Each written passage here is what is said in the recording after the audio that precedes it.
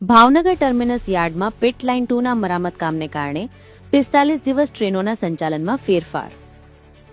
પશ્ચિમ રેલવેના ભાવનગર મંડળ અંતર્ગત ભાવનગર ટર્મિનસ સ્ટેશન યાર્ડમાં પિટ લાઇન નંબર 2ના મરામત કાર્ય માટે 8 ડિસેમ્બરથી આગામી 45 દિવસ સુધી બ્લોક લેવામાં આવશે, જેના કારણે ભાવનગર મંડળની અનેક ટ્રેનો રદ, શોર્ટ ટર્મિનેટ કે ઓરિજિનેટ તેમજ રીશેડ્યુલ થશે. વરિષ્ઠ મંડળ વાણિજ્ય પ્રબંધક અતુલકુમાર ત્રિપાઠી અનુસાર ભાવનગર સુરેન્દ્રનગર, ભાવનગર પાલીતાણા, ભાવનગર બોટાદ અને ધોળા મહુવા સહિત ટોટલ 7 જેટલી પેસેન્જર ટ્રેનો દૈનિક રદ રહેશે. તે ઉપરાંત ભાવનગર ઓખા એટલે કે 19,209 તથા ઓખા ભાવનગર એટલે કે 19,210 ટ્રેનો અઠવાડિયામાં 4 દિવસ રાજકોટથી શોર્ટ ટર્મિનેટ કે ઓરિજિનેટ થશે, જ્યારે બાકીના દિવસો નિયમિત રૂટ પર દોડશે. કેટલાક લાંબા અંતરની રાઇડોનું સમયપત્રક બદલાયું છે, જેમાં બાંદ્રા ટર્મિનસ, વેરાવળ, ગાંધીગ્રામ અને હરિદ્વાર તરફની ટ્રેનો અનુક્રમે 30 મિનિટથી 3 કલાક સુધી મોડું પ્રસ્થાન કરશે.